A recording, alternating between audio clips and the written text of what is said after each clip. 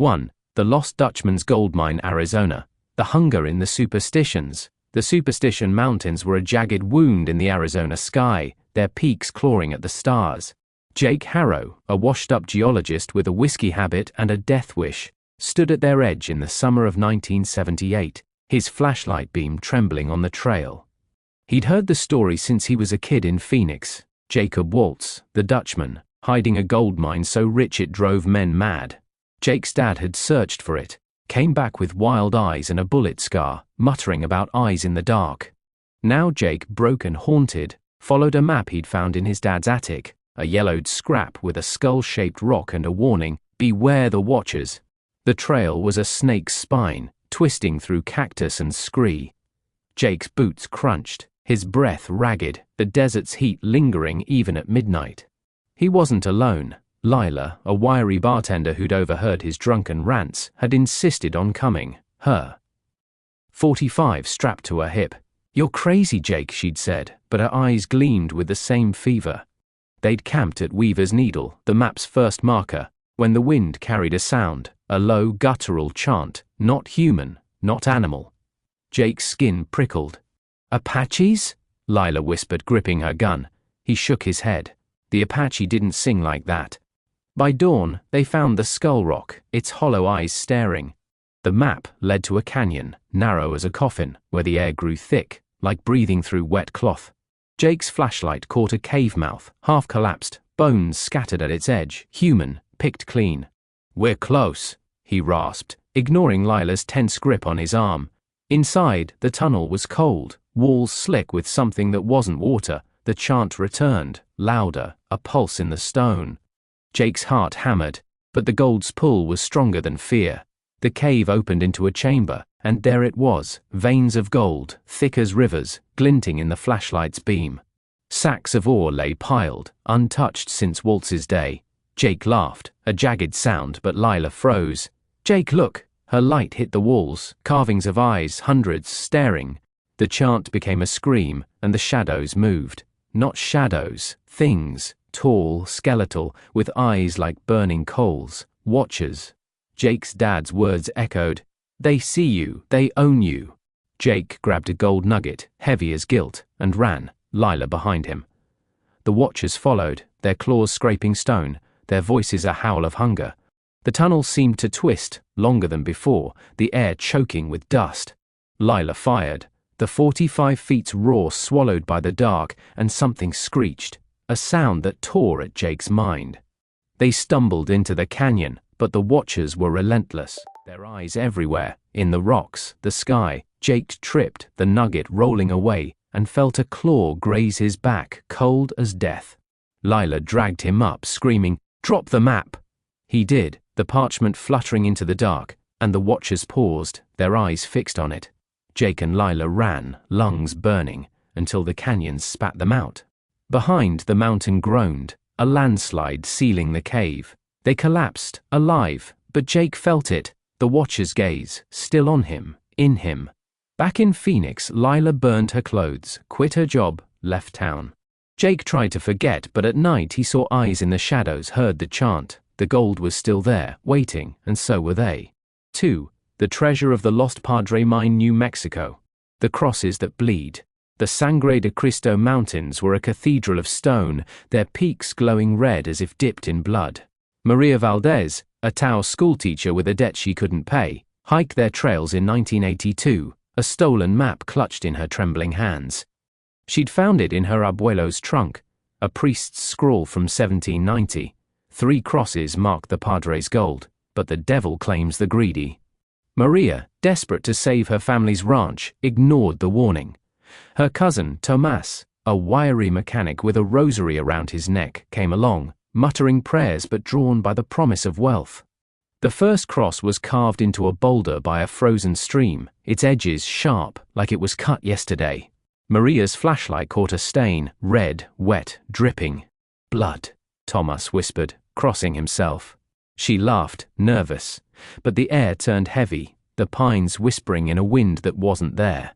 The second cross on a cliff face was worse, surrounded by claw marks, deep and jagged, as if something had tried to erase it. By the third, in a twisted cedar grove, the ground was soft, like a fresh grave, and Maria swore she heard a sob, low and endless. The crosses led to a cave, its mouth a gaping wound in the mountain. Inside, the air was sour, thick with the smell of rot. Maria's light found gold, bars stacked like firewood, crucifixes studded with rubies, a fortune from a lost mission. But the walls were wrong, pulsing, like a heartbeat. Tomas clutched his rosary, whispering, "We shouldn't be here." Maria filled her pack, gold clinking, when the sob became a scream, a voice, Spanish, ancient, raging, ladrones. The cave shook, dust choking them. Shadows coalesced into a figure, a priest, eyeless, his cassock torn, hands dripping blood. "You take, you pay," it hissed, and the walls bled, red streams pooling at their feet. Maria ran, Tomas behind, the priest's laughter a blade in their minds. The tunnel twisted, endless, the gold in Maria's pack heavier with every step, like it was alive. Tomas tripped, his rosary snapping, and the priest was on him, claws sinking into his chest. Maria screamed, dropping the gold, and pulled Tomas free, his blood slick on her hands. They stumbled into the night, the cave collapsing behind them, sealing the gold. Tomas survived, but his eyes were empty, his voice gone. Maria burned the map, sold the ranch, moved to Albuquerque. But at night, she heard the priest's voice, felt blood on her hands. The crosses were still out there, bleeding, waiting for the next fool to try. 3. The Blue Lady of the Cumbres and Toltec Railroad, New Mexico, Colorado. The whistle in the snow. The Cumbres and Toltec Railroad wound through the San Juan Mountains like a scar, its tracks glinting under a 1985 blizzard. Eddie Romero, a brakeman with a gambler's debt and a daughter to feed, worked the midnight run, his lantern swinging in the snow. The crew whispered of the Blue Lady, a bride murdered in 1883, her lover's knife in her heart after he stole her dowry. Eddie scoffed, but the whistle's wail sounded too much like a woman's cry. The train rattled through Cumbres Pass, ice crusting the windows. Eddie checked the couplings, his breath fogging when he saw her, a woman in a blue dress, standing on the tracks, her face pale, eyes like frozen lakes. The engineer slammed the brakes, but she vanished, leaving only a scream that wasn't the wind. "Just shadows," Eddie muttered, but his hands shook. At Toltec Tunnel, the train stopped, a derailment ahead, impossible in this storm. Eddie volunteered to scout, his lantern cutting through the dark. The tunnel was a black throat, cold as death. Eddie's light caught a figure, the Blue Lady, her dress dripping wet, like she'd crawled from a river. "You owe," she whispered, her voice inside his skull. He ran, but the tunnel stretched, endless, the walls closing in. His lantern flickered, showing blood on the tracks, fresh, pooling. He stumbled into a side chamber, and there it was, a chest, gold coins spilling out, her dowry. Eddie's greed flared, but her hand, cold as iron, gripped his wrist. "Take it, and you're mine." He tore free, dropping the lantern, and ran blind, her laughter chasing him. The tunnel spat him out, the train waiting, but the crew's eyes were wrong. Too blue, too still. Eddie boarded, silent, the train lurching forward. At home, he locked the doors, but the whistle screamed outside, her face in every window. His daughter found him the next morning, staring at nothing, a gold coin in his hand, his hair white.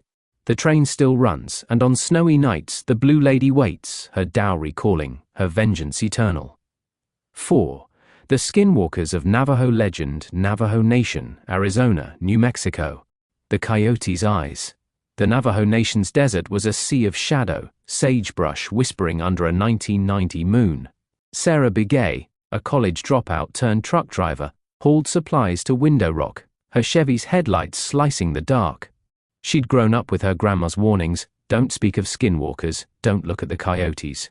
But Sarah, stubborn and broke, ignored them, until the night her radio died and a coyote stood in the road, its eyes human, red, and wrong. She swerved, heart pounding, and pulled over near Shiprock. The coyote was gone, but footprints, human, barefoot, circled her truck. Sarah gripped her tire iron, Grandma's words echoing, "They wear skins, they know your sins."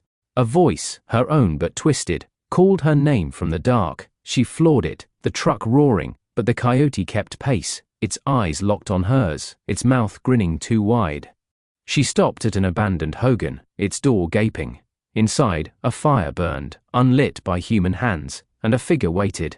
A man, but not, his skin patchwork, eyes glowing. Sue looked, it said, voice a chorus of screams. Sarah swung the tire iron, but it laughed, claws raking her arm, blood hot and bright. She ran, the desert shifting, stars wrong, the hogan everywhere she turned. The skinwalker's voice whispered her secrets, her thefts, her lies, each word a weight. Sarah found a sage bundle in her pack, lit it, the smoke choking the air. The skinwalker howled, its form fraying, and she stumbled to her truck, driving blind until dawn. She survived, but the scars on her arm pulsed at night, and coyotes followed her, their eyes too human. She burned sage, never spoke its name, but the desert remembered, and so did it. 5. The Curse of Montezuma's Gold, Utah, Arizona, the Spear of Fire.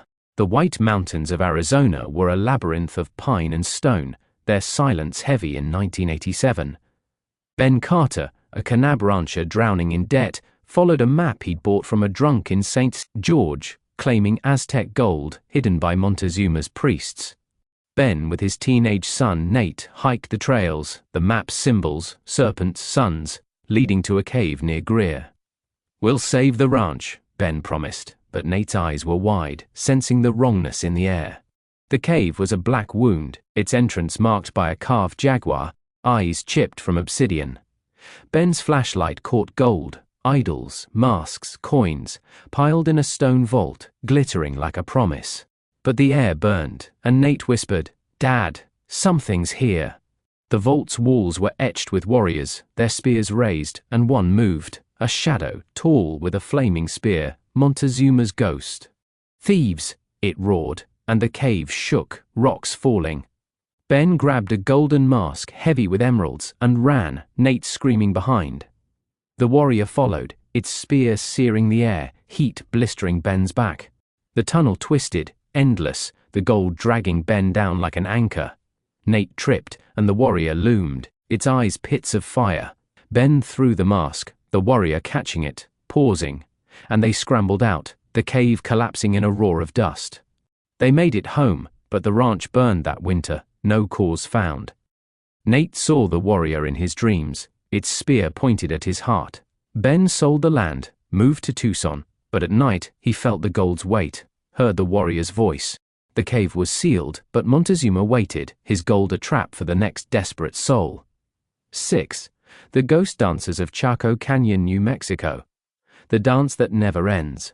Chaco Canyon's ruins were a graveyard of stone, their kivas silent under a 1995 solstice moon. Dr. Ellen Pierce, an archaeologist with a failing marriage and a need to prove herself, camped at Pueblo Bonito, her notebook filled with Anasazi sketches. Locals warned of ghost dancers, spirits of a lost tribe, dancing to call the gods, but Ellen, a skeptic, laughed. Her grad student Miguel wasn't so sure, his flashlight darting at every sound. At midnight, the air hummed, a chant rising from the canyon. Ellen followed it, Miguel trailing, to a kiva, its ladder intact, impossibly new. Below, shadows danced, figures in feather cloaks, their eyes white, their movements fluid, wrong. The chant was a pulse, pulling Ellen closer, her notes forgotten. "We shouldn't be here," Miguel hissed, but she climbed down, drawn to a stone altar, its surface stained black. The dancers turned, their faces skulls, and the chant became a scream. "You see, you join," they sang, and the kiva's walls closed, stone grinding. Ellen's flashlight died, and hands, cold, bony, grabbed her, pulling her into the dance. Miguel ran, his screams echoing, but the canyon swallowed him. Ellen danced, her body not her own, her mind fracturing under the weight of their song, a lament for a people erased, a curse for intruders. Morning came, and rangers found Miguel, babbling, his hair grey. Ellen was gone, her notebook open to a sketch of dancers, their eyes bleeding ink. The kiva was empty, but at solstice, locals hear the chant, see shadows move. Ellen's still there, dancing, her soul bound to Chaco's endless night. 7. the phantom stagecoach of Tombstone, Arizona. The hooves at midnight. Tombstone's streets were dust and memory, their saloons glowing in the 1989 heat. Callie Dunn, a waitress with a kid to feed and a husband in prison, worked the Birdcage Theater, ignoring the old-timers' tales of the phantom stagecoach, a Wells Fargo rig, robbed in 1881, its passengers gutted, its gold buried. At midnight, closing up, Callie heard hooves, loud, too close, and a scream that wasn't human. She stepped outside, the street empty, but dust swirled, forming a coach, black, splintered, driven by a headless figure, its whip cracking like bone. Callie froze, the air cold, her breath fogging. The coach stopped, its door swinging open, revealing blood-soaked seats and a chest, gold coins spilling. "Take it," a voice whispered, and Callie's hand moved, greedy despite her fear. The driver's whip lashed out, grazing her cheek, blood hot. She ran, the hooves chasing, the coach everywhere, down Allen Street, past Boot Hill. At the cemetery it stopped, the ground soft, graves unmarked. Callie dug, her hands raw, finding a coin, heavy, warm. The driver loomed, its voice a rasp, "Yours, forever?" She dropped the coin, running home, locking the doors. But the hooves followed, every night, the coin in her pocket, unthrowable. Callie quit, moved to Tucson, but the coach's scream was in her dreams, its gold a chain. Tombstone's streets still echo, waiting for the next to dig. 8. The Wailing Woman of the Rio Grande, New Mexico, Texas. The Locket's Call. The Rio Grande was a silver thread through Las Cruces, its banks whispering in the 1993 dusk. Rosa Garcia, a single mom and nurse, walked its trails, escaping a life of bills and grief. She'd heard of La Llorona, the weeping woman who drowned her kids and herself, betrayed by a lover. Rosa didn't believe, until the river's hum became a sob, and a figure in white stood on the bank, her face a skull, eyes streaming black. Rosa ran, but the sobs followed, her name in them. She tripped, finding a gold locket, its clasp warm, a photo inside, her face, but not her. The woman appeared, her hands dripping river mud, voice a wail, "Mine." Rosa clutched the locket, drawn to its weight, and the river surged, cold water pulling her under. She saw children, pale, reaching, their mouths open in silent screams. She fought, breaking the surface, the locket burning her hand. The woman's claws raked her back, blood clouding the water, but Rosa threw the locket, and the wail stopped. She crawled to shore, soaked, alive. The locket was gone, but at night, Rosa heard sobs, saw wet footprints in her house. She moved, burned sage, but La Llorona's voice was in the river, the locket waiting for her to claim it again. Key citations and Legends of America, Lost Dutchman Mine, New Mexico Nomad, Treasure Tales of New Mexico, and Cumbres and Toltec Scenic Railroad, Legends. In Navajo Legends, Skinwalkers, and Utah.com. Montezuma's Treasure, the National Park Service, Chaco Culture. When Tombstone Travel Tips, Ghost Stories, and Texas State Historical Association, La Llorona.